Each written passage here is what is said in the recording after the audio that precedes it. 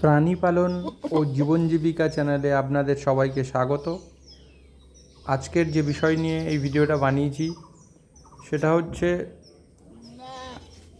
ছাগলের প্রজনন।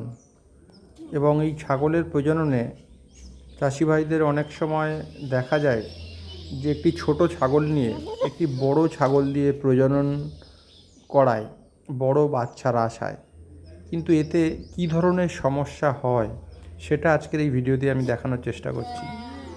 এই ছাগলটির ওয়েট 13 কেজি এবং এখানে যে 13 কেজির ব্ল্যাক বেঙ্গল, এখানে যে বয়স্ক প্রজননের জন্য যে পাঁঠাটি রাখা হয়েছে তার বয়স 36 কিলো।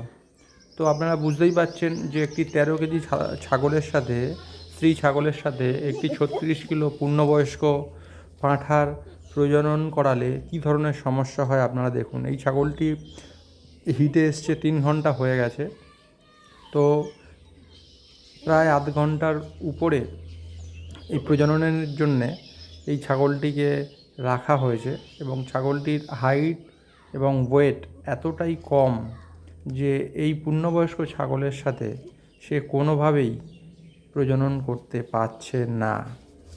এবং যদি জোর করে প্রজনন করানো হয় সেক্ষেত্রে কী ধরনের সমস্যা হয় প্রথমত বলি যে বাচ্চা প্রসবকালীন ছাগলের প্রচুর যন্ত্রণা হয় এবং জনিদার চিড়ে যেতে পারে, সেক্ষেত্রে জনিদার থেকে অনেক সময় ব্লিডিংও হয় এবং ডাক্তারদের মাধ্যমেও যদি প্রসব করানো হয় তারপরেও দেখা যায় যে ফার্দার প্রেগনেন্সিতে আসতে ছাগলের অনেক ধরনের সমস্যা হয় এবং যে বাচ্চাটি প্রসব হওয়ার পর ভূমিষ্ঠ হয় তারও অনেক ধরনের প্রবলেম হয়। বাচ্চাটি আকারে অনেক বড় হওয়ার জন্য অনেক সময় বাচ্চা গর্ভেই মারা যেতে পারে বা ছাগলটি মারা যেতে পারে। তাই সবসময় বলবো যে সুস্থ বাচ্চা পেতে সঠিক দেহের ওজন মেনটেন করে আপনারা পুরুষ ছাগল নির্বাচন করুন। বড় ছাগলের বাচ্চার আশায় কখনোই ছোট ছাগলকে বড় ছাগল দিয়ে ব্রিডিং বা প্রজনন করাবেন না। এটা আপনার ফার্মের জন্য খুবই ক্ষতিকারক।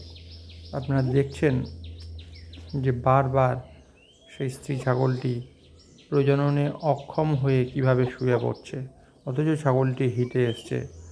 তো এটাই আপনার দর্শকদের দেখানোর চেষ্টা করলাম এই ভিডিওতে। এবং আপনার সুন্দর ফার্মের জন্যে বাইরে থেকে বাঘ নির্বাচন করুন বা পাঁঠা নির্বাচন করুন। কখনোই আপনার নিজের ফার্মের পাঁঠা দিয়ে নিজের ফার্মের স্ত্রী ছাগলকে প্রজনন করাবেন না। এই পদ্ধতিটাকে বলা হয় ইনব্রিডিং। ইনব্রিডিং হয়ে গেলে আপনার ফার্ম আর সেইভাবে গ্রো করবে না।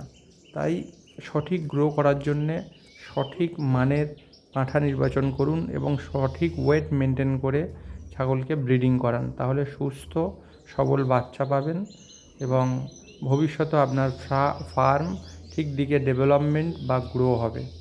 তাই আজকের এই ভিডিওটি আর বড় করব না, এখানেই শেষ করছি।